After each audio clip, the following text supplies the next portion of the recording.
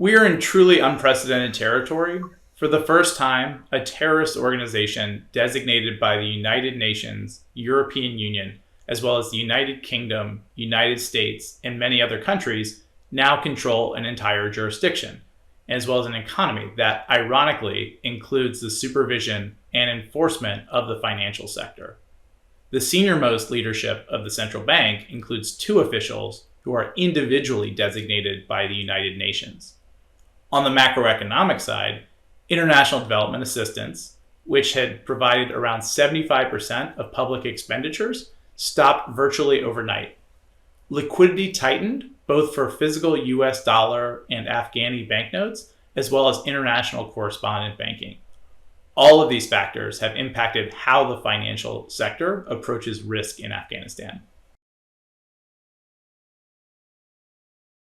Afghanistan was a difficult place to operate for financial institutions before the Taliban's takeover.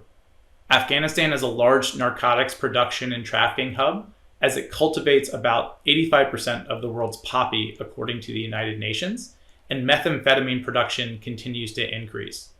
At least 17 terrorist organizations are known to operate in the jurisdiction by my own research. Corruption was endemic. Afghanistan shares a long border and has substantial economic and cultural ties with Iran, a heavily sanctioned jurisdiction. For these and other reasons, Afghanistan is a high-risk and low-profit jurisdiction for international correspondent banking. Sanctions have been applied against the Taliban for over 2 decades. The Haqqani network was designated in 2012 and also as a foreign terrorist organization, or FTO, by the United States. Sanctions exist against ISIS-K as well. The United States adapted to the Taliban's takeover by issuing general licenses to permit certain types of activity to support the Afghan people. The US and UK worked at the United Nations to allow for certain sanctions relief as well. Financial institutions will struggle in this environment as the Taliban appears unwilling or unable to be a responsible international stakeholder and take even remedial measures to improve the AML-CFT framework in Afghanistan, including by allowing technocrats to lead and run the central bank. There are some indicators of increased use of hawalas, or money service businesses, and some organizations like the UN and non-governmental organizations, or NGOs, have resorted to flying in bulk cash shipments.